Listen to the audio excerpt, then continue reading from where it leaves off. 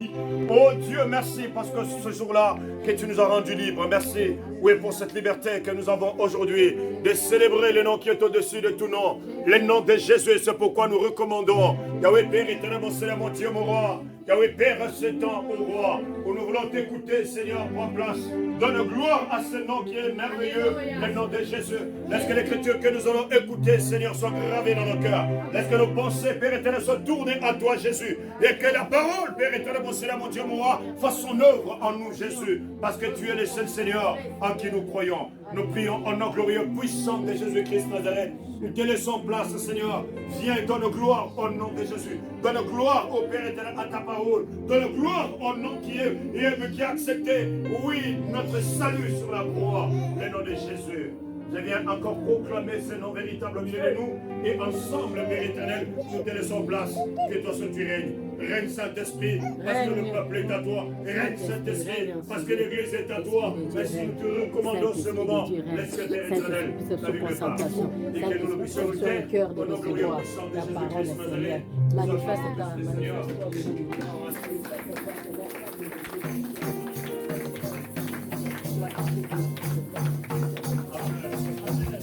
Amen.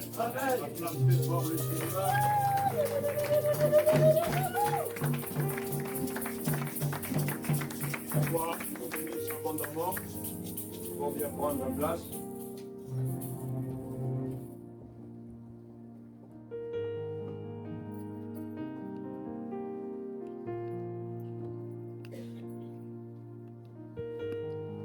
Gloire à Dieu, que le Seigneur bénisse votre présence. Nous savons que nous avons commencé un temps où nous apprenons la parole du Seigneur et nous sommes en train de continuer. Nous sommes aujourd'hui à l'école de la prière. Je ne sais pas, c'est la 40e école. Nous avons déjà parlé et nous sommes en train de continuer. C'est que peut-être après l'école de la prière, nous allons nous arrêter un tout petit peu pour nous occuper de l'équipe dirigeante pendant 2 à 3 séances en particulier. Et après, nous allons revenir parce qu'il y a 10 écoles à apprendre. Je crois que si ce n'est pas la 6e, ça doit être la 7e. Vous avez tout ce que vous avez comme papier là. Est-ce que vous avez vos calepins avec vous? Souvent nous venons à l'église sans papier, sans stylo. Mais quand nous allons à l'école, on nous apprend et on insiste que nous ayons nos cartables. Et dans ces cartables, nous devrons apporter ce qu'il y a comme bien. Et ces biens-là, ce sont nos cahiers, ce sont nos stylos qui nous aident à faire le travail comme il le faut. Mais au moins, il faut que chacun de nous sache que quand nous venons à l'église, nous devons apporter ce qui est comme utile. Ce qui est utile pour faire le service. Amen. Amen. Nous devons apporter nos stylos, nous devons apporter nos carnets pour écrire. Parce que ce que nous écrivons nous sert de référence. Amen. Amen. Devant une situation, devant un cas, tu peux te référer sur tout ce que tu as écrit. Parce que cela est important. C'est pourquoi quand vous avez un test, vous avez un examen, vous révisez. Et pour réviser, vous devez avoir le manuel. Vous devez avoir un papier sur lequel vous devez vous référer. Si vous n'avez pas de référence, vous n'allez rien réviser. Parce qu'il n'y a rien qui a été écrit. C'est pourquoi je dis toujours, étant les étudiants de la Bible, étant les disciples du Seigneur, nous devons nous approcher avec quelque chose qui va nous aider à avoir une référence biblique. Aller quand nous rentrons à la maison, ça va nous aider à nous référer, à nous rappeler, à relire au moins ce qu'on nous a donné comme leçon. Amen. Nous allons nous tenir debout. Nous sommes à l'école de la prière. Je crois que c'est la 7e école. Nous allons lire Marc chapitre 1, verset 35. que ma voix n'est pas du tout bonne. Je suis un peu malade, mais bon, voilà. Peu importe. Ce qui est essentiel, que je sois dans la maison de l'Éternel, que je fasse ce qu'il m'est demandé. Marc chapitre 1, verset 35. Je lis la parole de Dieu. Marc chapitre 1, verset 35. Vers le matin, pendant qu'il faisait encore très sombre, il se leva et sortit pour aller dans un lieu désert où il pria. Jésus. On a dit que Vers le matin, pendant qu'il faisait encore très sombre, il se leva et sortit pour aller dans un lieu désert où il pria. Vers le matin, pendant qu'il faisait encore sombre, l'Écriture déclare qu'il se leva et il sortit. Au matin, alors qu'il faisait encore très sombre, il se leva et sortit pour aller dans un lieu désert. Il s'est mis à prier. Amen. Amen. Merci, je vois bien pas.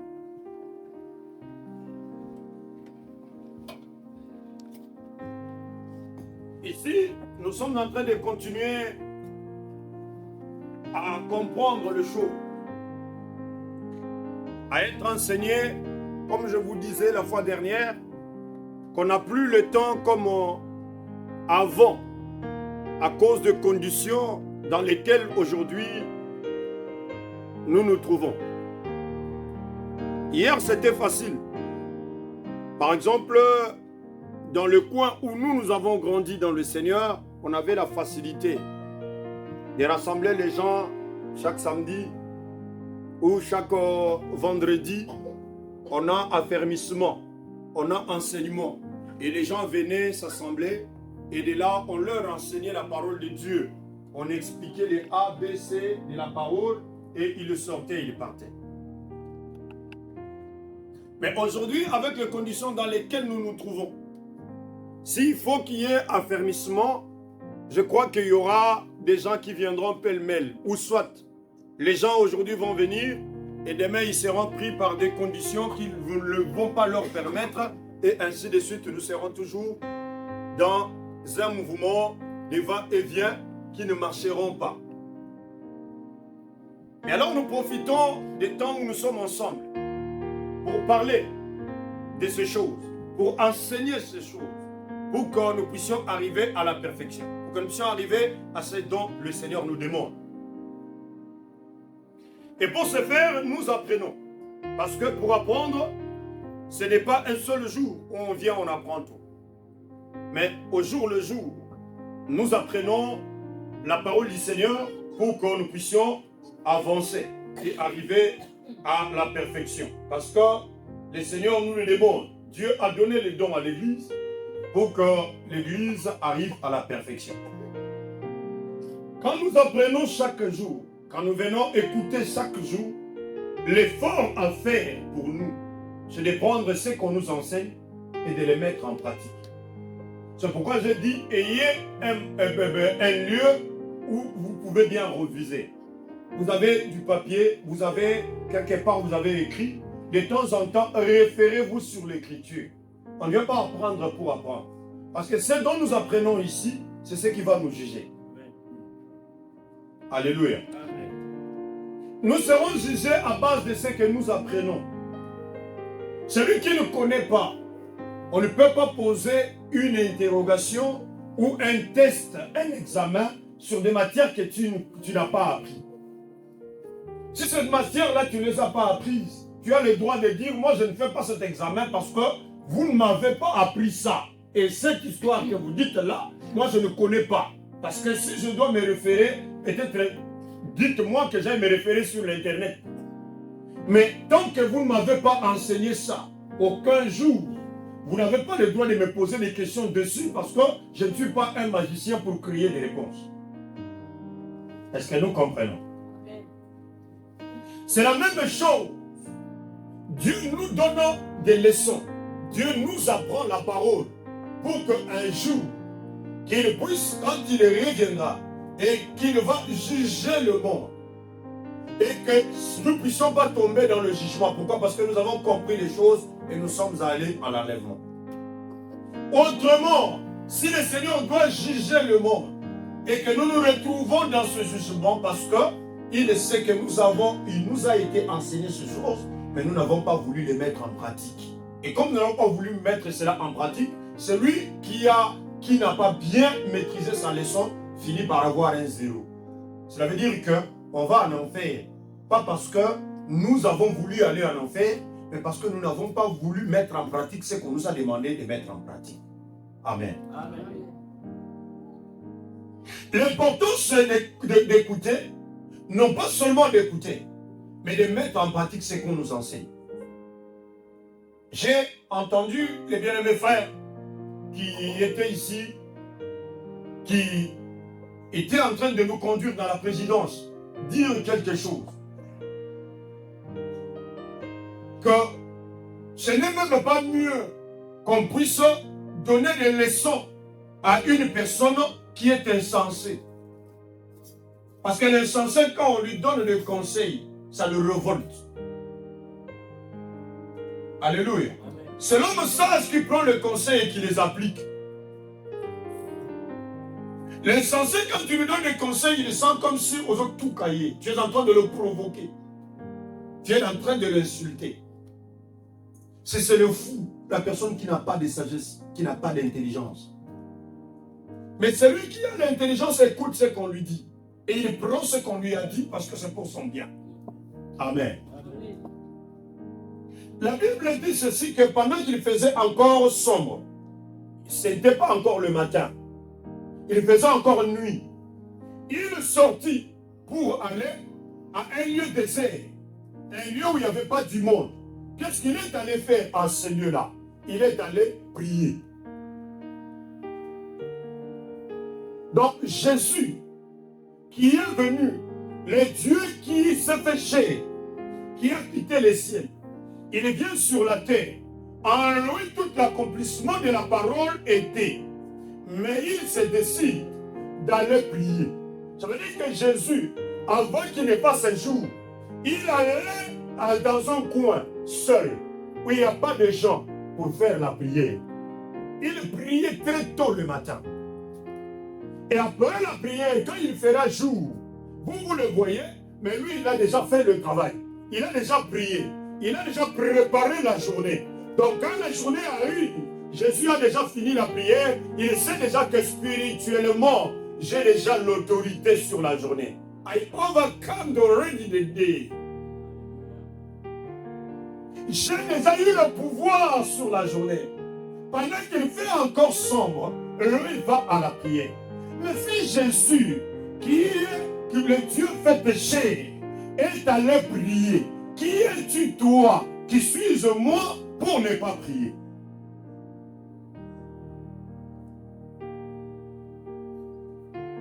Aujourd'hui, s'il y a un problème dans nos vies, parce qu'il y a peu de prières, parce que nous n'aimons pas prier, autant que nous prions, autant que nous cherchons Dieu, les solutions sont dans la prière. Mais autant que nous négligeons la prière, c'est que nous ne comprenons pas ce que nous venons faire à l'église. Écoutez-moi vous dire ceci. Je vais définir la prière. La prière, vous dites prière, prière, prière. La prière, c'est quoi? La prière, je dirais que c'est parler avec Dieu. C'est aussi entendre Dieu.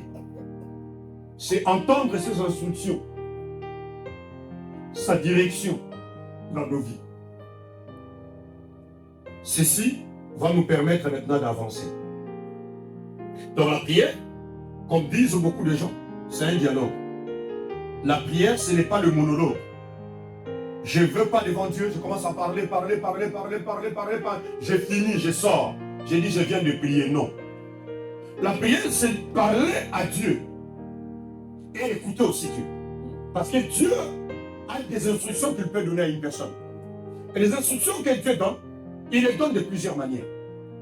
Pendant que tu pries, tu peux sentir l'Esprit en train de te parler dans ton cœur de quelque chose, d'un sujet que tu as omis, de quelque chose que jusque si tu n'as pas compris, Mais tu sens que l'esprit est en train de te faire monter, il monte en puissance et l'esprit t'explique quelque chose. Ça veut dire que ça te pousse à prier sur ce sujet-là. Mais souvent nous allons dans la prière en monologuant. Tu vas, tu parles. Parfois tu cries. Ou parfois tu arrives parce que tu as trop de soucis, tu commences à pleurer, tu pleures, et tu sors de cette prière-là sans avoir un sens de ce que tu es allé faire. Quelle est la solution de mon problème? Je suis allé prier, mais qu'est-ce que Dieu m'a dit en retour? Qu'est-ce que j'ai reçu comme message? Est-ce que je comprends comment j'oriente ma prière? C'est ça le problème. Ce n'est pas un monologue, mais c'est un temps où on se présente devant Dieu, on explique à Dieu des choses et on veut écouter Dieu. Il y a des temps où tu iras peut-être dans la prière, tu n'as pas besoin de 2 heures. Il y a des temps où tu iras dans la prière, tu n'auras pas besoin de 4 heures ou de 5 heures pour prier. Il y a des temps où tu iras en prière, tu auras besoin peut-être de 2 heures pour prier. Ça dépend de ce que le Seigneur veut et ça dépend de ce que tu dois faire. Donc tu arrives en prière, tu dois parler à Dieu, mais aussi entendre Dieu te parler. Mais souvent nous allons en monologuant. Celui qui veut nous parler là, en retour, nous ne voulons pas l'écouter. Alléluia. Tu peux aller prier. Tu fais ta prière, tu termines. Mais peut-être que tu rencontres quelqu'un, ou un frère, ou une soeur, qui te parle des choses, mais en fait, tu n'avais même pas, peut-être, tu lui as rien dit. Il est en train de te parler, il te donne un conseil. Or, ce conseil-là, c'est l'orientation de Dieu. Dieu veut te dire que oui, tu as prié, j'ai entendu. Mais cette prière-là, tu l'as mal orientée. Le problème se trouve ici. Il fallait que tu ailles là-bas. Mais souvent, nous ne faisons attention à rien. Nous ne prions seulement que pour prier. Jésus sortait très tôt le matin. Mais combien de fois tu pries, toi? Tu pries quand? As-tu le temps à la prière? On a beaucoup de temps pour le travail. D'ailleurs, je vous dirais clairement que toi qui es là assis, tu t'es réveillé ce matin, tu n'as même pas prié. Mais tu venais à l'église. Tu n'as même pas mis tes genoux à terre. Tu n'as même fait aucune prière depuis le matin. Donc s'il y a une prière, c'est ici que tu es venu faire la prière. Et d'autres, ils attendent même que l'intercession finisse. Parce qu'ils savent que l'intercession, on est en train de prier. Allez prier, non. Moi j'attends seulement la louange pour danser. C'est fini. Ça, ce n'est pas la vie pour laquelle tu es appelé. Tant que tu n'as pas encore compris l'importance de la prière, ce que tu viens faire ici, c'est juste un temps que tu passes. Une visibilité que tu donnes. Mais autant que tu comprendras ce qu'est la prière, pourquoi prier, alors c'est là que tu commences à mettre en pratique, tu arriveras à quelque chose. Amen. Parce qu'une personne qui prie sincèrement est différente d'une personne qui ne prie pas. Alléluia. Prenons Psaume chapitre 5, 2 à 6. Nous allons lire.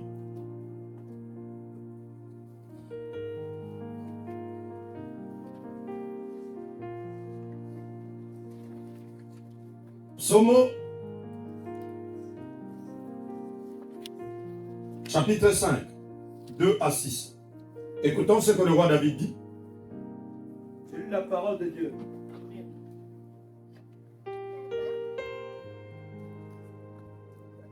Prête l'oreille à mes paroles, ô Éternel, écoute mes gémissements. Prête l'oreille à mes paroles. Ô Seigneur, écoute mes gémissements. Et Seigneur, écoute mes gémissements. Vas-y, jusqu'au 6e verset. Sois attentif à mes cris, mon roi et mon Dieu. C'est à toi que j'adresse ma prière. C'est à toi que j'adresse ma prière. Sois attentif à mes cris et à mes gémissements. Éternel, le matin, tu attends ma voix. L'Éternel, le matin, tu entends ma voix. Le matin, je me tourne vers toi. Le matin, je me tourne vers toi. Et je regarde. Et je regarde. Car tu n'es point un Dieu qui prenne plaisir au mal. Car tu n'es point un Dieu qui prend plaisir au mal. Le méchant n'a pas sa demeure auprès de toi. Et le méchant n'a pas sa demeure auprès de toi. Les insensés ne subsistent pas devant tes yeux. Les insensés ne subsistent pas devant tes yeux. Tu hais tout ce qui commande l'iniquité. Tu hais tout celui qui commet l'iniquité. Amen. Amen. Le roi dit que le matin, je me tourne vers toi. C'est le matin que le roi se tourne vers le Seigneur. Prends place. Est-ce que le matin, quand tu te lèves, est-ce que toi, tu te tournes vers le Seigneur? Celui-ci, c'est un roi. Ce n'est pas quelqu'un d'ordinaire. Ce n'est pas un homme ordinaire. Ou quelqu'un, comme on nous dit souvent, que les chrétiens prient parce qu'il manque l'argent. Les chrétiens prient parce qu'ils sont pauvres. Non, ici, ce n'est pas question de la pauvreté. Celui qui a compris Dieu, pauvre ou riche, celui qui a compris Dieu, grand ou petit, celui qui a compris Dieu, blanc ou noir, celui qui a compris Dieu, arabe ou je ne sais pas moi de quelle race. Mais quand on comprend qui est Dieu, on se met à chercher Dieu. Ce n'est pas l'argent. Ce ne sont pas les biens de ce monde. Mais il y a dans nos cœurs un vide qui doit être comblé. Or, ce vide-là, c'est ce que le manque, donc la recherche de la divinité. C'est ce vide-là qui est créé en nous. C'est pourquoi nous devons chercher Dieu. Ici, c'est un roi qui dit le matin, Seigneur, je me tourne vers toi. Ça veut dire que le roi, quand il se lève le matin, il est devant la présence de Dieu en train de prier. Il est en train de chercher Dieu. Mais combien de fois toi tu pries le matin? Combien de fois toi tu vas chercher Dieu? Combien de fois toi tu te tournes pour aller parler à Dieu le matin? Tu sautes du lit comme un petit rat. Tu sautes du lit comme un petit écureuil qui dormait, on bouge les arbres et puis tu sautes. Dès que tu sautes seulement, ta première chose à faire, c'est courir, aller te laver. Tu rentres et puis tu prends une tasse de thé. Tu es en train de tourner, tu t'habilles, tu es sorti, tu es parti. Or, Jésus lui-même préparait la journée pendant qu'il faisait encore sombre.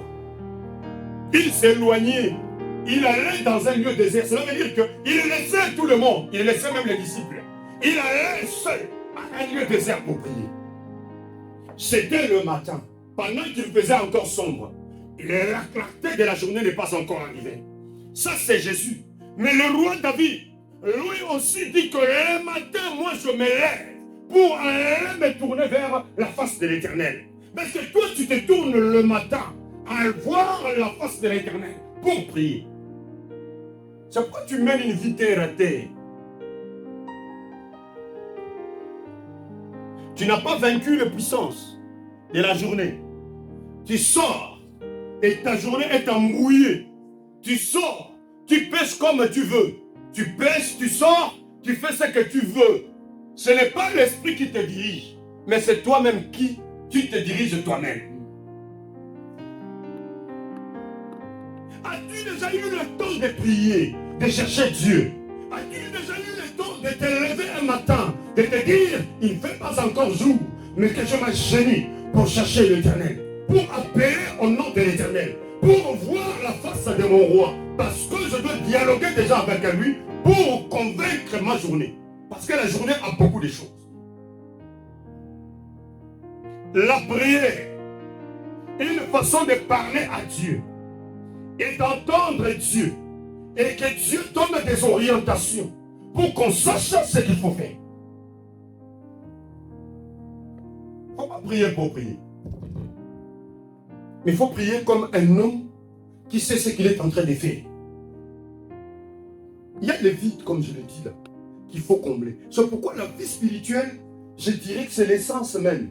C'est le carburant qui amène le chrétien à avancer. S'il y a quelque chose à faire, c'est d'être dans la prière. Parce que la prière amène une intimité entre l'homme et Dieu. La prière t'amène à créer un lien entre toi et ton Père. C'est celui qui dialogue à comprendre l'autre. Et si tu arrives à comprendre l'autre, tu ne mets pas la barrière. Parce qu'il y a des gens à qui tu peux expliquer les choses, mais il a une barrière. Pour lui, ce qu'il comprend, c'est ce que lui comprend. Alors, ce n'est pas ça. Il faut entendre, comprendre et saisir ce qu'on te dit. C'est ça aussi devant le Seigneur. Dieu te dit quelque chose, tu l'écoutes. Tu comprends quelle est la volonté de Dieu. Pourquoi Dieu veut ça dans ma vie. Et quand tu comprends ça, maintenant tu te mets dans une position où tu sais que le Seigneur m'a entendu. Moi aussi je dois faire ce que le Seigneur me demande de faire. C'est alors là l'intimité et le courant qui va commencer à passer. Mais si Dieu parle et que toi tu ne veux pas faire ce que Dieu te demande de faire, n'attends pas de Dieu quelque chose. Alléluia. Ce qui nous détruit souvent, c'est cette désobéissance-là.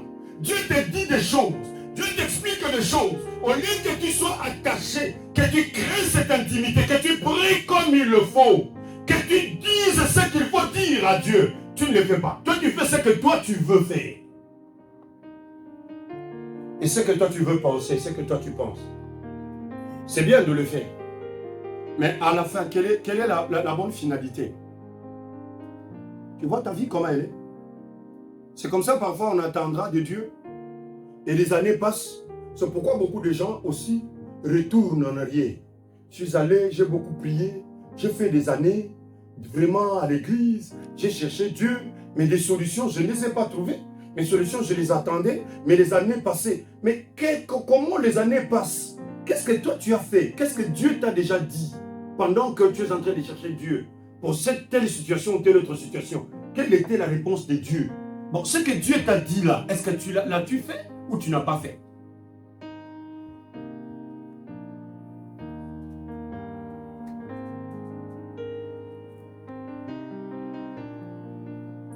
La prière nous aide à imposer la volonté de Dieu sur la terre.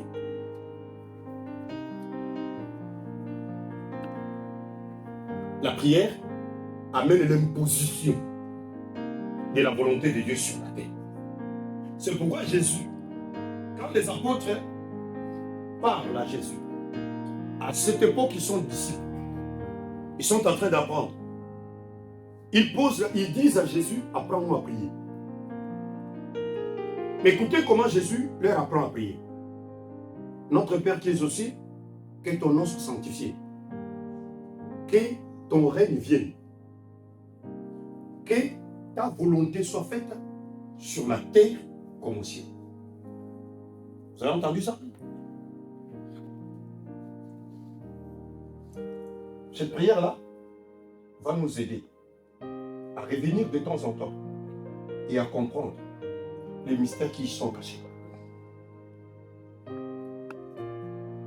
Je prends ici au sujet de la volonté. Je dis que ta volonté soit faite sur la terre comme au ciel. Ça veut dire que celui qui a compris le mobile ou l'utilité de la prière, il a besoin d'avoir une position où il dit à Dieu, Seigneur, non pas la volonté des hommes, non pas la volonté de ceux qui me veulent du mal, non pas la volonté de tel ou de tel autre être, mais en tout et pour tout, ce n'est pas la volonté d'une tante, ce n'est pas la volonté d'un oncle, ce n'est pas la volonté d'un papa ou la volonté d'une maman, mais que ta volonté soit faite dans ma vie, ici sur la terre, pas la volonté d'un sorcier, pas la volonté d'un magicien, pas la volonté d'un méchant, d'un occultiste, pas la volonté de celui qui veut toutefois m'imposer sa volonté, mais que dans ma vie, que dans mon corps, ta volonté soit faite sur ma vie, ici sur terre, comme tu le décides au ciel. C'est que la décision que Dieu a au ciel, c'est celle qui doit s'accomplir dans ma vie, et non la volonté de quelqu'un d'autre. Et ceci ne vient pas la prière. Quand vous allez prier, dites que ta volonté soit faite sur la terre comme au ciel. Mais toi, tu pries comment? Tu pries comment? C'est la volonté de qui s'accomplit dans ta vie?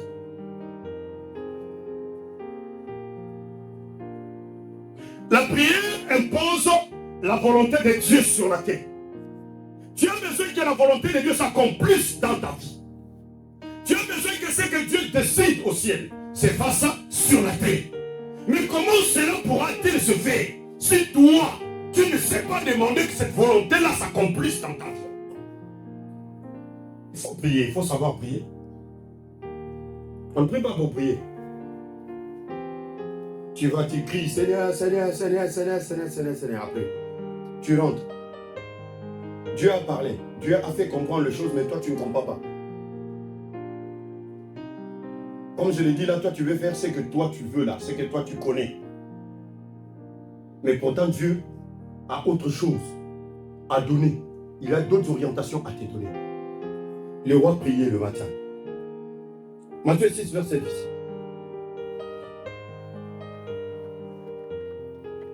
Nous sommes dans un enseignement.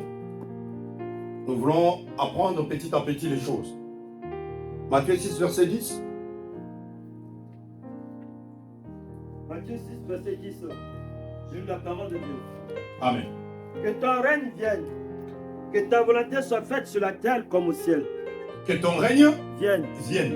Que ta volonté soit Que ta faite volonté soit faite sur la terre comme au ciel. sur la terre comme Au ciel. au ciel. Daniel 6, verset 10. N'est-ce pas que ce verset, je l'ai déjà donné, non? J'ai déjà parlé de Matthieu 6, verset 10, non? Oui. Prenez maintenant Daniel 6, verset 10.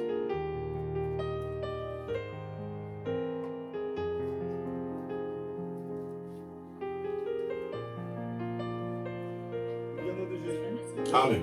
Lorsque Daniel sut que le décret était écrit, il se retira dans sa maison où les fenêtres de la chambre supérieure étaient ouvertes dans la direction de Jérusalem. Et 3 fois le jour, il se mettait à genoux, il priait et il louait son Dieu, comme il le faisait auparavant. Merci. Réponse là, cher frère.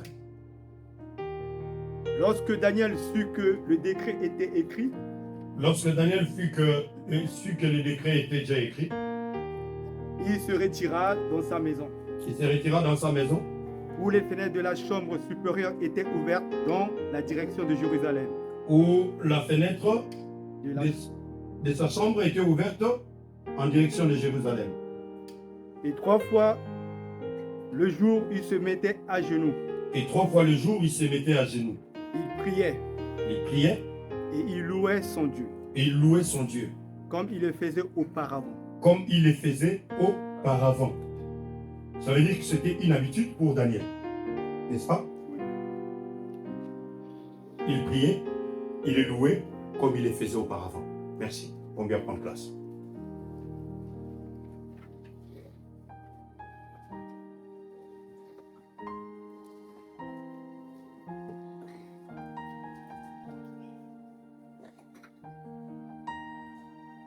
Quand il a appris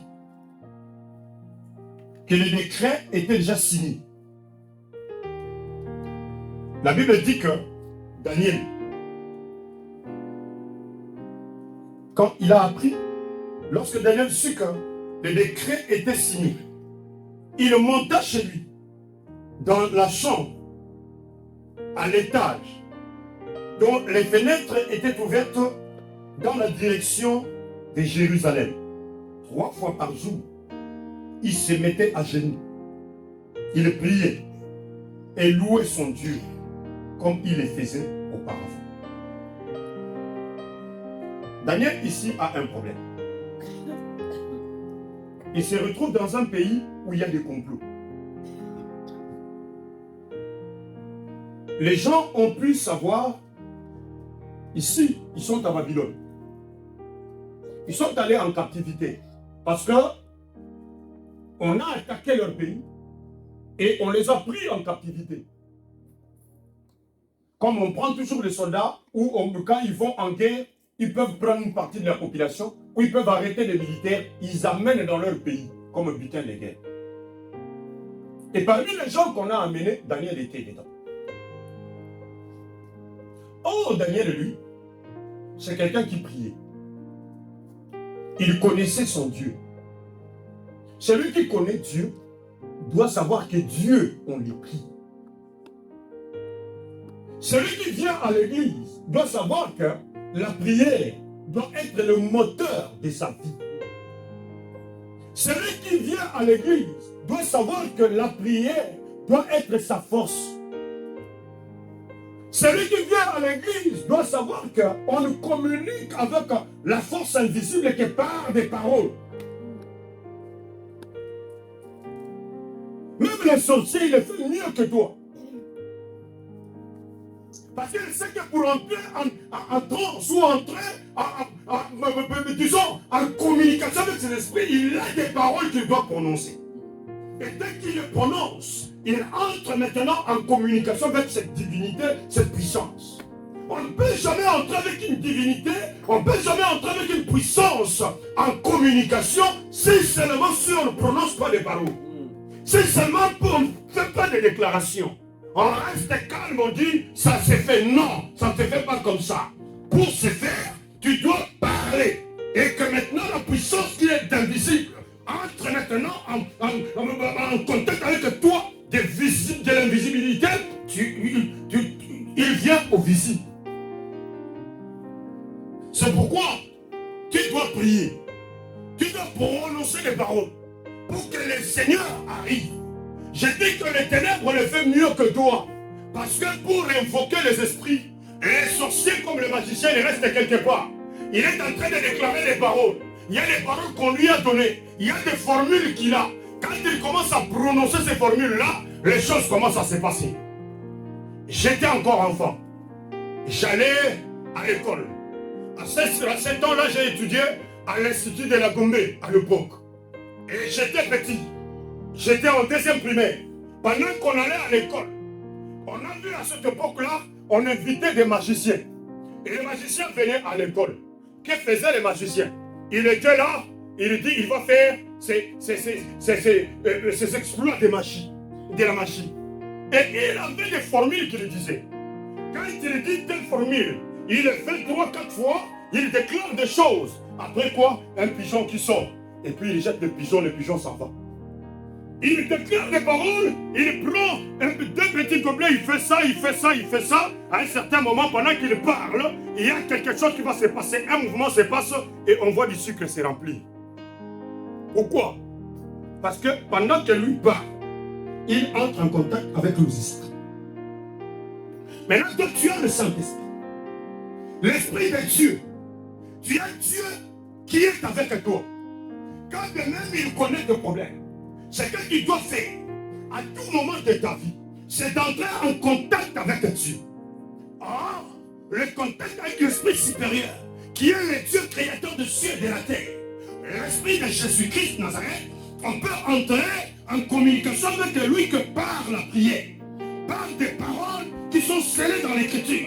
Pendant qu'on prononce des paroles scellées dans l'Écriture, on explique à Dieu, il y a une porte qui s'ouvre entre nous et Dieu.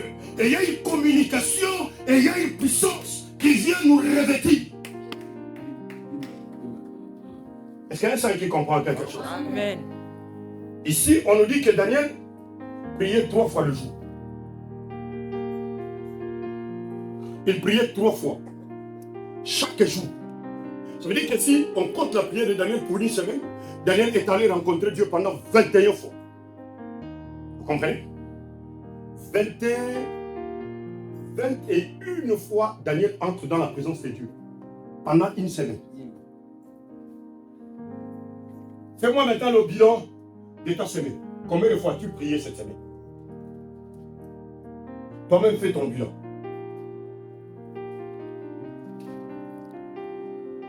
Il y a des gens qui ne l'ont même pas fait 3 fois.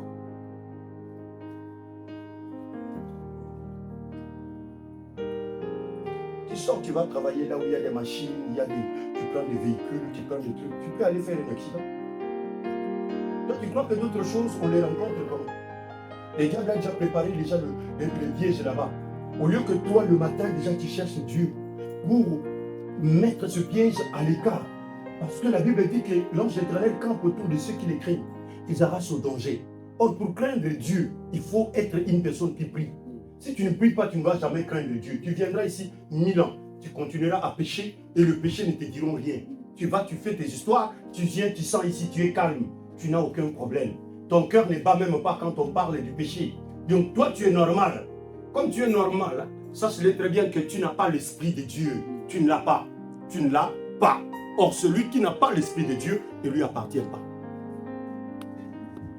Vois maintenant de quel père tu appartiens.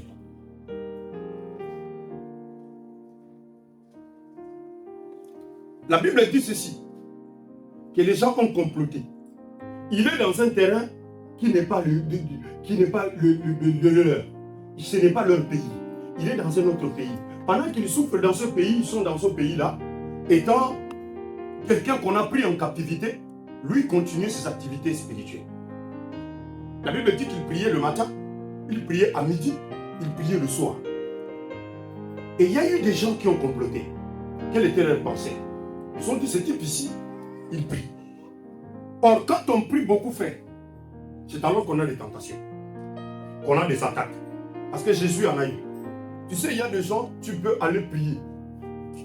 Donc, tu commences à faire monter la prière, il devient l'obstacle de ta vie. En bête sur ma parcours, il va te créer des problèmes pour que toi, tu dévies ta pensée de Dieu. Les autres, ils peuvent juste être utilisés. L'ennemi l'utilise seulement pour te mettre des coques comme ça. Pendant que toi tu pries, pendant que toi tu cherches Dieu, pendant que peut-être il y a quelque chose qui est au bout, qui doit s'ouvrir pour toi. Tu cherches Dieu sérieusement. Il y a des gens qui vont commencer à te taquiner, à mettre des obstacles. Ils le voyaient en train de prier. Ils voyaient Daniel en train de prier du nom. Ce type ici, nous allons lui faire une affaire. Ils ont créé une loi. Ils ont dit ceci dans la loi, que personne ne puisse prier un autre Dieu. Pendant 30 jours, on doit commencer à prier le roi. Or, Daniel, lui connaît qu'on ne se met à genoux devant aucun autre Dieu, que devant le Dieu vivant, le Dieu qui a créé les cieux et la terre. Alors, pour l'avoir, lui, il faut lui créer le problème. Et pour lui créer le problème, il faut qu'on fasse une loi. Et la loi a été faite, rédigée.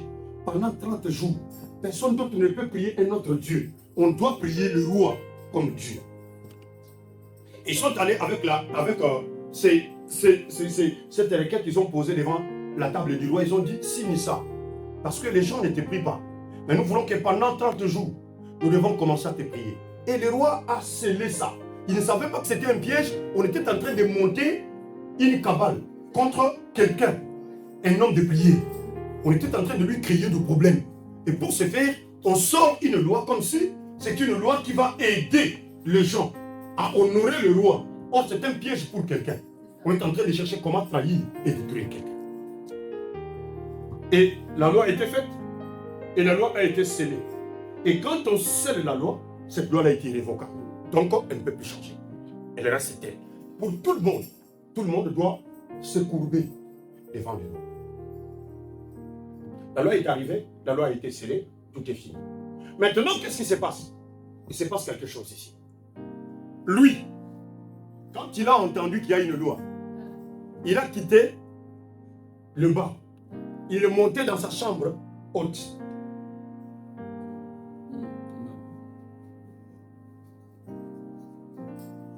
Écoute-moi te dire. Je te dis toujours que si tu sens que ça commence à devenir chaud, monte. Si tu sens que sur la terre là, ça commence à chauffer, sache que la terre ce n'est pas ma place. Monte.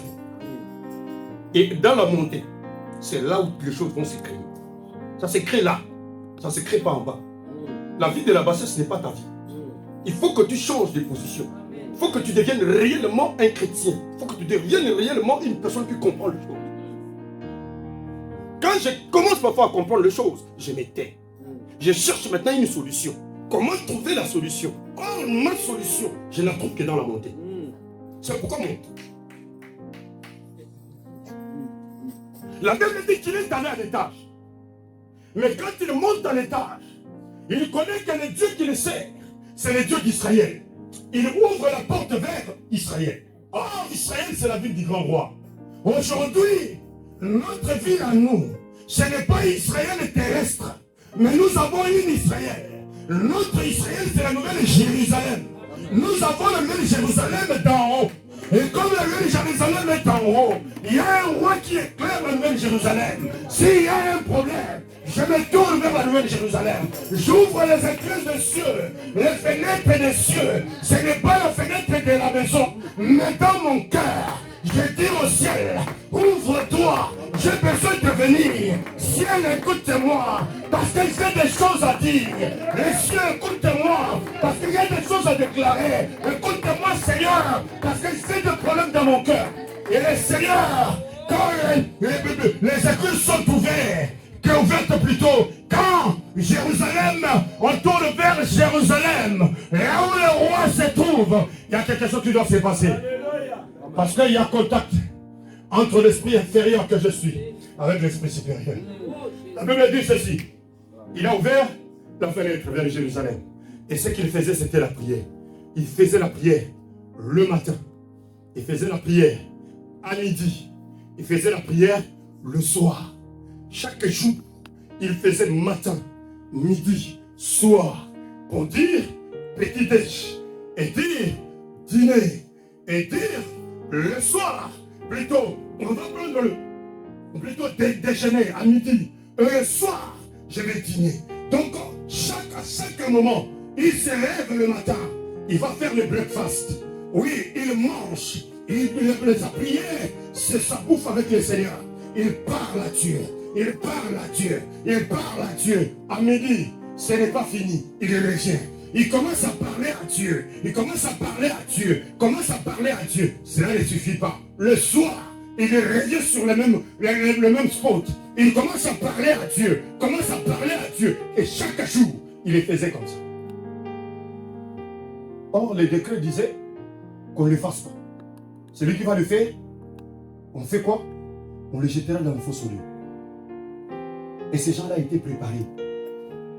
Ils attendaient, ils le voyaient. Tu vois, ne crois pas que pendant que toi tu es chrétien, les gens t'ont abandonné. Ils ne t'ont pas laissé. Tu as au contraire un problème avec les gens. Tu as un problème avec tous ceux qui sont du monde des ténèbres. Tu as un problème avec tous ceux-là qui ne confessent pas Jésus. Tu as un problème avec tous ceux-là qui ne le connaissent pas en vérité. Tu as un problème avec tous les magiciens et tous les sorciers. Qu'ils soient au travail, qu'ils soient là où tu vis, dans ton immeuble, partout où toi tu es, même dans ta famille. Ils ne te laisseront pas. Ils savent que toi tu pries. Et comme toi tu pries, ils doivent chercher un moyen pour te réduire. Les attaques seront toujours là. C'est pourquoi ils étaient en complot.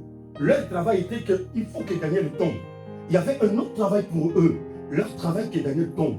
Et ils sont venus, ils les surveillent. Ah, il est encore allé en prière. Ils sont en train d'enfermer son. Ils ont dit, ah, tu vois toi, on avait dit que tu ne pries pas. On avait dit qu'il y a une loi, non? La loi disait que personne ne prie. Pendant 30 jours, on priera que le roi. Toi, tu es en train de prier. Ok. Ils sont allés chez le roi. Ils ont dit, écoute-toi. Toi qui n'as pas saisi, nous t'emmenons un message. Quel message? Il dit, mais écoutez, pendant qu'on a interdit ici de ne pas prier, qu'on ne prie que toi, il y a quelqu'un qui est en train de prier chaque jour. Il prie un autre Dieu. Cette personne-là, il s'appelle Daniel. Il prie leur Dieu, le Dieu de leur pays. Il prie le matin, il prie à midi, il prie le soir. Ils connaissent même de ses oreilles de prier. Pasteur, toi tu es venu dans ce monde pour blaguer. Tu es venu pour blaguer. Il y a des gens qui te regardent. Il y a des gens qui te cherchent. Mais pour que tous ces gens-là n'étaient pas, et le contact avec le roi, et le contact avec le Créateur, parlent. Il y a des choses qui te réclament. Il y a la famille qui peut te réclamer. Et toi, tu trouves les choses normales. Pendant que la famille est en train de te réclamer, pendant que beaucoup de choses te réclament, au lieu de chercher Dieu, toi, tu trouves les choses normales. Toi, tu te crois déjà arrivé. Tu te crois être. Tu blagues. Tu blagues. Tu blagues. Il y a des gens que le péché réclame. Il y a des gens que le péché réclame. Un péché qui a été commis qui te réclame toujours.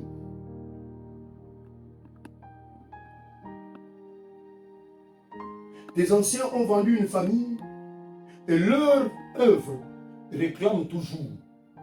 Et comme vous avez été liés, ça te réclame. Peut-être que tu n'as même pas passé par une délivrance pour que tu sois libéré de ces choses-là.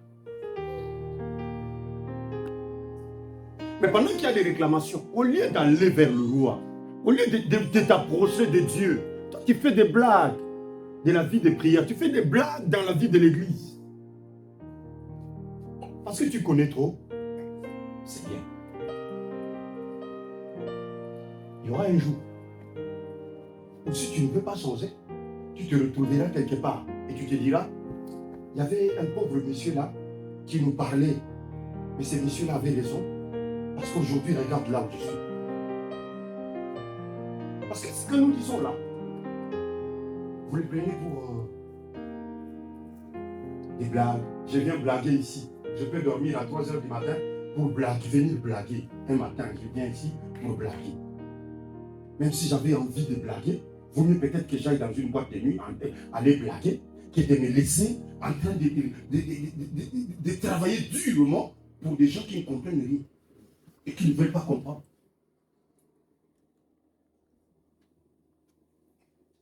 La Bible dit qu'ils ont comploté. Ils sont entrés chez le roi, ils ont déposé chez le roi.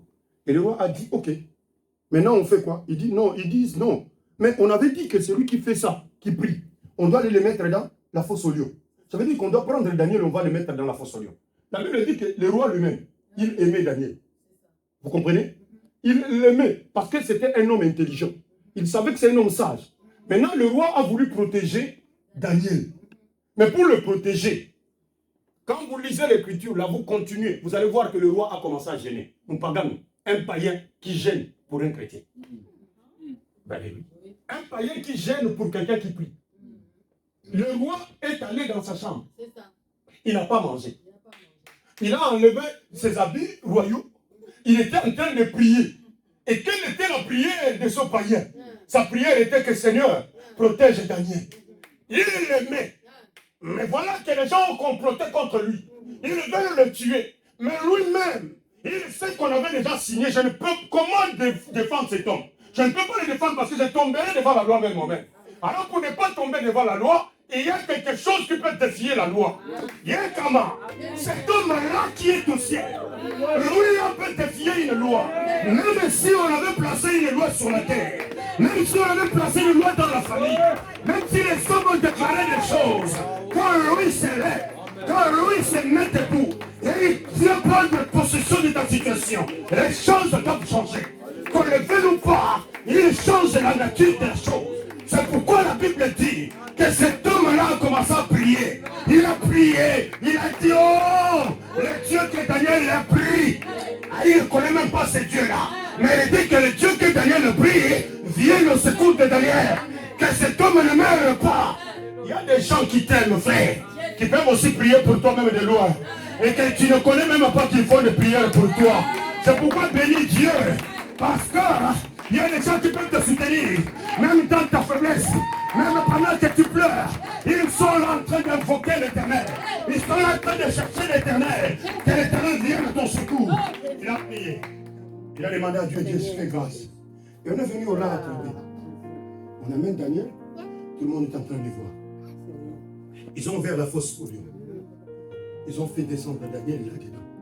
Il y avait des lions qui n'ont pas mangé, qui sont ta famille, qui n'ont pas vu la viande. On leur fait descendre toute une viande. Mais non, il est descendu. Et le roi était en train de prier, le roi était en train de pleurer, le roi était en train de chercher Dieu. Que le Seigneur fasse grâce. Vraiment que Dieu assiste, que Dieu combatte, que Dieu fasse grâce, que Dieu assiste. Et le matin, c'était le roi le Pliny qui est arrivé sur le spot, qui arrive sur le lieu, là où il y avait des lions. Maintenant, le roi, quand il arrive là-bas, le roi commence à parler. Le roi parle tout doucement pour écouter. Il dit ceci: Daniel, est-ce que le Dieu que tu sers t'a-t-il protégé des lions? Et Daniel répond dans la fosse. Il dit: ô roi, vis éternellement. Mon Dieu a envoyé ses anges. Ils sont anges qui a fermé la gueule du lion. Ils m'ont fait aucun mal. Je n'ai même pas de blessures sur mon corps. Et le roi est rentré tout content. Il dit, voilà, c'est ce que je cherche. Voilà un intercesseur. Celui qui cherche le bien des autres. Celui qui cherche quelqu'un, oui, qui aide quelqu'un à se relever. Dès qu'il est rentré, il a dit, oh, allez-y voir. Maintenant, allez-y. Celui qui témoigne. Il dit, allez-y voir maintenant. Si c'est déjà fait. Ils arrivent. Ils ouvrent la fosse. Il y a un homme. Cet homme-là n'a aucune blessure. Et les lions sont là, en train de le regarder. Ils n'ont pas touché cet homme. Pourquoi? Parce que l'ange était descendu. L'ange de l'Éternel, campe autour de ceux qui le craignent, les arrache au danger. Devant le lion, ils n'ont plus touché Daniel. Pourquoi? Parce que Daniel avait un lion supérieur que leur lion. Quand on est un lion, un autre lion ne peut pas témoigner.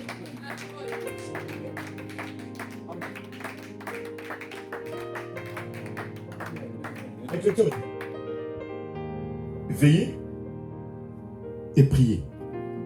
On nous envoie à la prière, n'est-ce pas? Car votre adversaire, les diables, rôde comme un lion rugissant. Il cherche qui il va dévorer. Ça veut dire que tant que nous sommes sur la terre, il y a les diables qui rôdent autour de nous, comme un lion rugissant. C'est pourquoi je vous disais qu'il y a des choses qui nous réclament. Il y a des choses, il y a des attaques qui nous viennent. Il y a des gens qui complotent, comme ils ont comploté sur Daniel. Parce que c'était un homme de prière. On a comploté contre lui. Il fallait chercher comment le détruire. Donc, ces gens-là sont toujours là, autour. On dit qu'ils rôdent comme un lion rugissant. Or, nous savons que nous avons quelqu'un qui est en nous. Selon 1 Jean chapitre 4, verset 4. Vous, petits enfants, vous l'avez vaincu.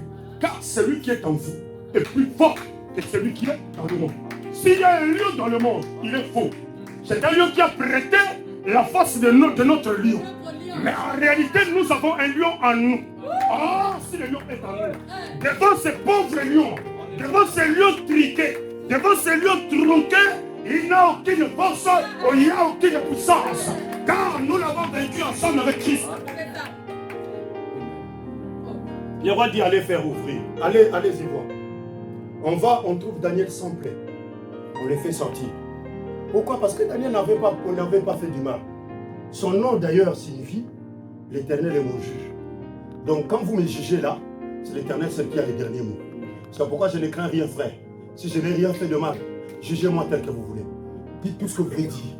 Moi, personnellement, je m'en fous. Le silence va parler. Mon silence, je le garderai jusqu'à la fin. Et toi, fais ce que tu es en train de faire. À la fin, tu comprendras que tu as fait une erreur. Parce que tant que je n'ai fait aucun mal, je ne trouve pas où tu m'accuses. Et tu n'auras pas un chef d'accusation contre ma vie. Pourquoi? Parce que j'ai Christ en moi. Et je veille à sa parole. Je vais toujours demeurer dans la parole du Seigneur. Si c'est que je suis en erreur, je dis Seigneur, aide-moi à corriger cette erreur. Je vais continuer avec toi. Je vais demeurer. Je viens de loin, frère. Moi, je ne peux pas abandonner. Moi, là, je ne m'abandonnerai pas. Je viens de très loin avec Dieu. Je viens de très loin. Je viens de très loin. Je viens de très loin. Si je ne peux pas abandonner, je ne peux pas abandonner la puberté. Là, ça dit, nous soit ça là. Mais il m'a pris ma jeunesse. Comme ça, la jeunesse est passée. Dans 50 ans, nous avons compte la puberté. Pour abandonner, pour nous abandonner les autres. Jamais. Elle s'est dit. Elle s'est dit. Je n'ai plus ce temps-là. Je n'ai plus ce temps-là. Je n'ai plus ce temps-là. Mon temps maintenant, c'est de servir l'Éternel. C'est de continuer. Cette chemin que j'ai commencé, je ne peux pas l'abandonner. Je n'abandonne plus. Parce que là, je vois la lueur. Je vois la lumière commencer à venir. Je ne veux pas abandonner. J'avancerai. J'avancerai. Les gens vont comploter. Ils vont dire des choses. C'est comme ça qu'ils ont comploté contre Daniel. Ils ont cherché à livrer Daniel. Mais écoutez, quand on a fait sortir Daniel et que Daniel était sauvé, le complot a été compris que c'était un complot. Mais qu'est-ce qui arriva à ces gens? Qu'est-ce qui leur est arrivé en retour? Lis seulement l'écriture et tu vas comprendre. Amen. Il y a des types de prières que tu peux faire. Ici, on a dit que Daniel priait 3 fois. Le matin, à midi et le soir. Il y a des prières que tu peux faire. L'adoration, c'est une prière que tu peux monter devant le Seigneur. Tu restes devant Dieu, tu es en train de l'adorer. Tu es en train de le lever. De lui dire combien il est bon, combien il est merveilleux. Il y a la prière de louange. Tu restes devant Dieu, tu es en train de le louer combien il est grand. Tu es en train de monter sa grandeur, de lui dire des choses, de prononcer des paroles qui réellement déclarent qu'il est grand. Regardez quand les anges prient. Regardez quand ils disent Saint, Saint, Saint est l'Éternel. Ils disent le Dieu très haut. Vous verrez que l'homme le psalmiste David, quand il parle devant Dieu, il dit oh Éternel, tu es tellement grand. Tes hauts faits me dépassent. Tout ce que toi tu as crié est tellement élevé. Il est en train de louer Dieu dans sa grandeur. Regarde, même quand je vois le ciel que tu as créé, il dit des choses envers Dieu. Tu peux le faire, frère. Tu es là en train de prier. Tu passes le temps devant le Seigneur. Pas seulement pour demander un bonbon, pas pour demander un véhicule, mais tu es en train de dire à Dieu combien il est grand, combien il est tellement élevé. Écoutez, dans le monde même, quand on élève quelqu'un, cet homme-là, il devient bilouba-louba. Vous comprenez? Quelqu'un qui est en train de passer, comme ça on le regarde, on dit boss, grand homme. Vous allez voir, il ouvre sa fenêtre comme ça, il jette quelques billets et les gens vont ramasser. Maintenant, si les hommes se sentent quand ils sont élevés, ils font des choses. Maintenant, Dieu, quand tu l'élèves, la Bible dit qu'il siège au milieu de louanges d'Israël. Il siège dans le... Quand tu commences à élever Dieu, quand vous aurez à élever le Fils de Dieu, vous verrez ce qu'il est. Ça veut dire que quand tu élèves Dieu, il descend. Tu comprends? Élève-le. Maintenant, il va quitter son trône pour descendre. Et quand tu le descends là, il ne descend pas pour quelqu'un d'autre. Il descend pour toi qui est en train de l'élever, qui a ouvert ta bouche pour prononcer des paroles. On n'a pas parfois ce temps-là. On n'élève pas Dieu.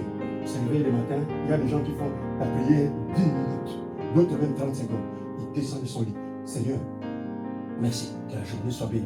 Au nom de Jésus, il ne fait même pas amen. Il quitte vitesse, il est réparti. Écoute.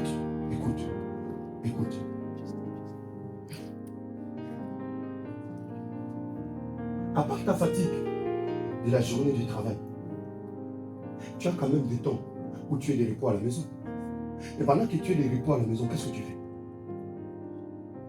C'est cuisiner. Ou là, on fout nous sommes qui pendant ce temps-là. Ou bien ça va lamer la congélateur. C'est ce que tu fais.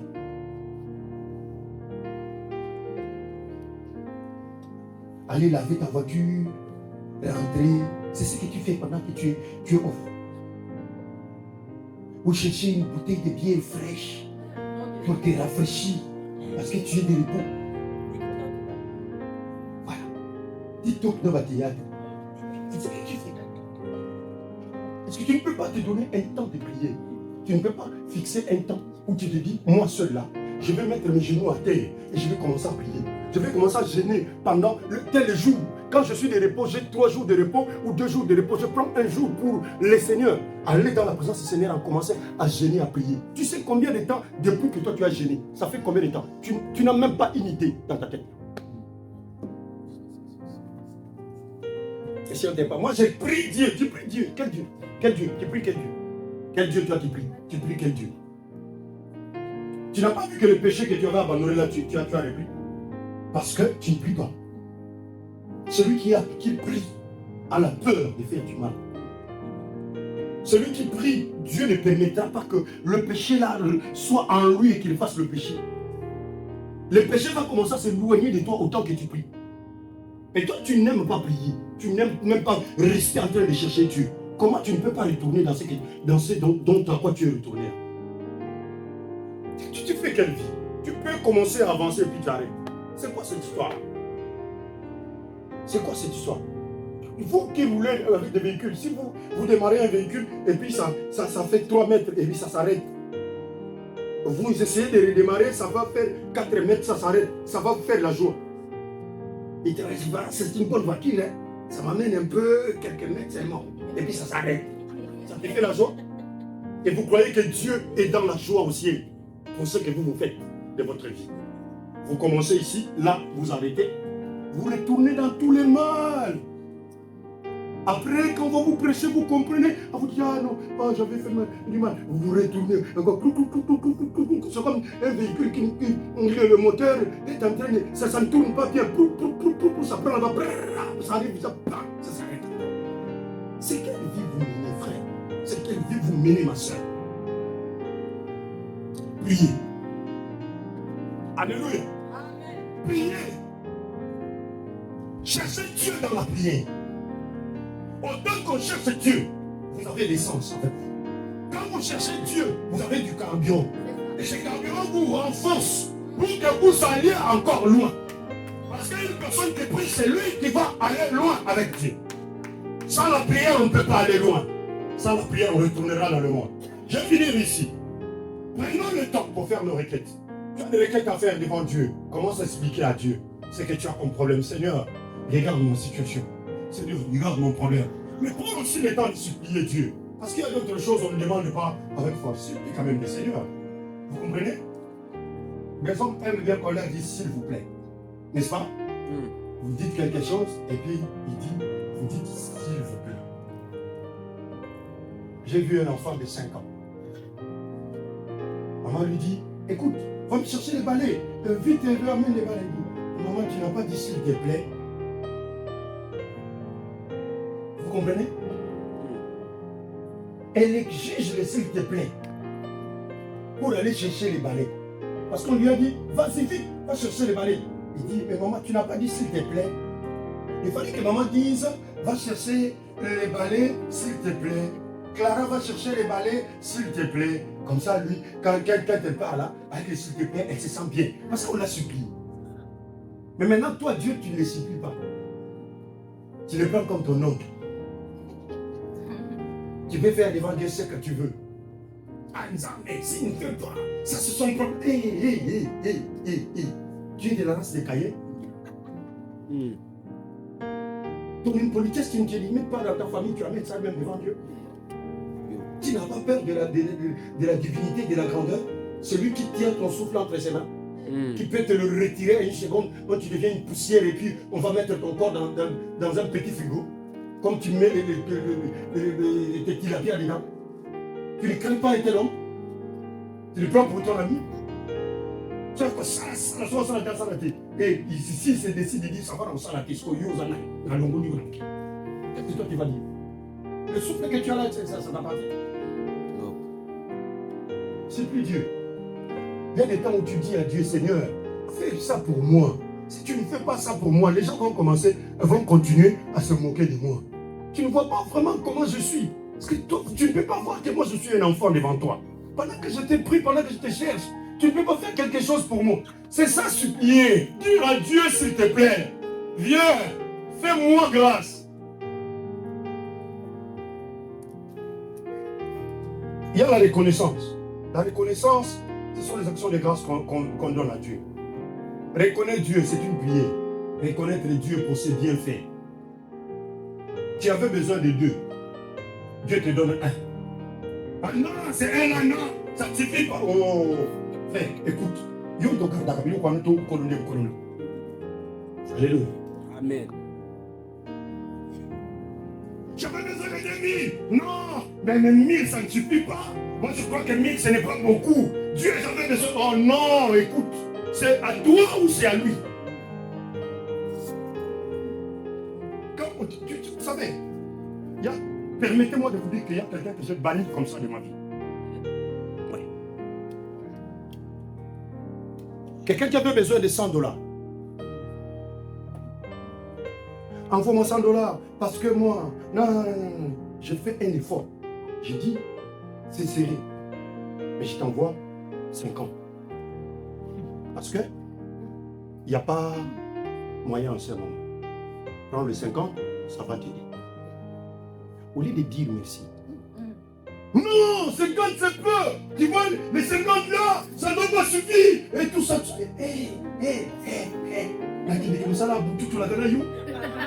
Tu es en train de blaguer. Quoi? Fini. Là, même si tu tombes à terre, même si tu te lèves, même si tu dis comme ça tu vas avancer. Mais chez moi, c'est fini. C'est fini. Ce qu'on te donne là, dis merci. Ah, Seigneur, merci. Parce que mon frère, merci pour les 50 que tu m'as donné. Parce que tu m'as aidé. Et quand on te donne ces 50 là, tu dis merci. La personne se dit, ah, mais je sais qu'il sera dans le besoin. Peut-être dans 2 mois, dès que j'attrape, je peux même lui faire un sang. Parce que là, ça va l'aider. Parce que c'est quelqu'un qui est reconnaissant. Mais moi qui est homme, tu ne me reconnais pas. Et Dieu, c'est qui? Parce que tu ne le vois pas. Toi, tu crois que devant Dieu, tout est grandé.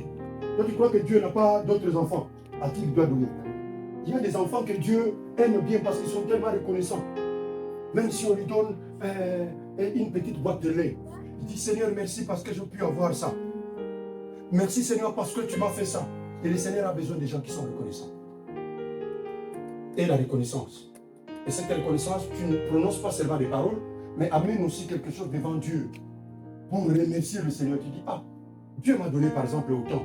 Mais pour ce faire, je viens reconnaître. Je ne veux même pas beaucoup prononcer les paroles. Je mets dans une enveloppe quelque chose. J'amène à Dieu. Je dis ça, c'est ma reconnaissance. C'est une offrande de reconnaissance à Dieu. Merci Seigneur, parce que le Seigneur a fait ça pour moi. Et ce qui va arriver là, ça peut aider l'œuvre du Seigneur. Et ça reste là, c'est pour le bien de tout le monde. C'est pour la communauté. Et Dieu est béni. Quand tu entres là, l'offrande de reconnaissance qui est sur le mur peut-être, qui est peut-être ici quelque part, ça parle pour toi. Tu commences à faire la prière. Dieu te voit déjà en référence, que tu as quelque chose sur lequel tu peux te référer. Alléluia. Amen. Alléluia. Amen. Il y a une soeur qui avait acheté ces 2 tam-tams là. Tu te connais. Parfois quand tu viens à l'église et que tu as besoin de prier, va sur ces tam-tams là. Tiens seulement ces tam-tams là, commence à prier.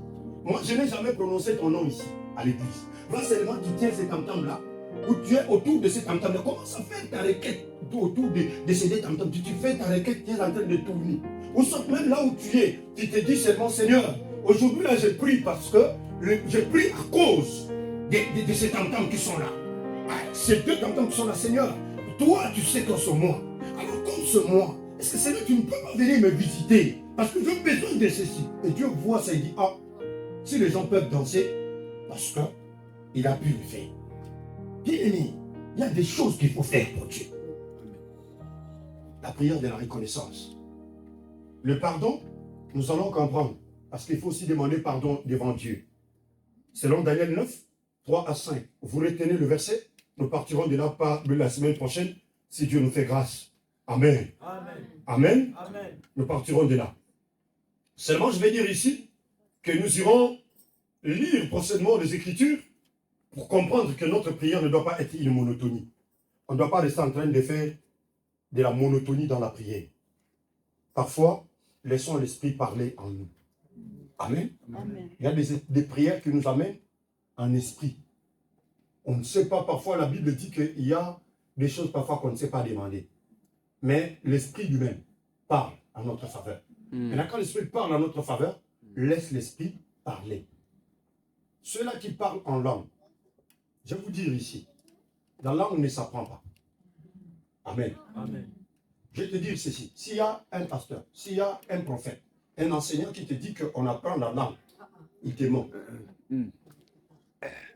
Il va te mentir, parce que tu vas dire ce qui n'est pas disable, ce que tu ne comprends pas. La langue, c'est poussé par l'esprit que les hommes ont parlé. Ils vont parler en langue. Il y a des gens qui parlent même de multiples langues. Il y a des gens qui peuvent arriver par la grâce. Moi, il m'arrive, quand j'entre trop en profondeur, je prends beaucoup de temps de prière. Je chante en langue. Je chante des chansons qui sont cohérentes, mais que je ne comprends pas la parole. Avec un bon rythme que je chante très bien. Donc tu peux être amené à une dimension. Mais si tu es amené dans cette dimension-là, laisse le Seigneur, ou ôte ton intelligence, laisse le Seigneur parler. Fais ta prière comme il le faut. N'entends pas parce que quelqu'un dit toi aussi quand tu viens, tu commences à prier. Non, tu ne connais pas les c'est quoi? Alléluia. Tu vas entendre quelqu'un non, ne parle pas les boubou que tu entends les gens. Toi, mets-toi à prier. Pendant que tu pries, pendant que tu cherches l'Éternel, la Bible dit que l'Esprit lui-même parle, il intercède en notre faveur. C'est l'Esprit qui va parler. Pendant que l'Esprit parlera, il y a des choses qui vont sortir de ta bouche. Ces choses-là vont directement au trône. Et le Seigneur les entend. C'est pourquoi laisse-toi Il y a d'autres gens, ils peuvent parler, pas seulement, ils peuvent parler en langue des hommes. Une langue que tu ne connais pas. Tu peux être en prière, tu commences à parler arabe. Quelqu'un qui est dehors, là, il t'entend parler en arabe, tu te dis, il se dit, mais ces choses-là qu'il est en train de dire là, c'est qui? Parfois, il peut même venir ouvrir et regarder c'est qui. Il regarde comme ça, c'est pas un arabe comme lui. Mais tu parles en arabe. Ça peut t'arriver, Dieu t'amène à une autre langue que toi tu ne connais pas, tu parles le riche. Pendant que tu es en train de prier, ça peut monter. Il y a aussi la langue des anges qui peut venir sur ta langue, qui commence à dire des choses que toi-même tu ne maîtrises pas. Mais ces choses-là arrivent jusqu'au trône de Dieu. Amen. Amen. Parce que l'expérience a été faite le jour de la Pentecôte. La Bible dit qu'ils parlaient, mais tout ce qui était dehors là, ils les entendaient dans leur propre langue. Vous comprenez? Dieu interprétait cette langue, eux ils entendaient dans leur propre langue. Écoutez, quelqu'un qui parle, peut-être qu'il est en train de parler en hébreu, mais toi, là où tu es en train d'entendre le zoulou. Notre Dieu est multidimensionnel. Amen. Amen. Lève-toi, on va prier.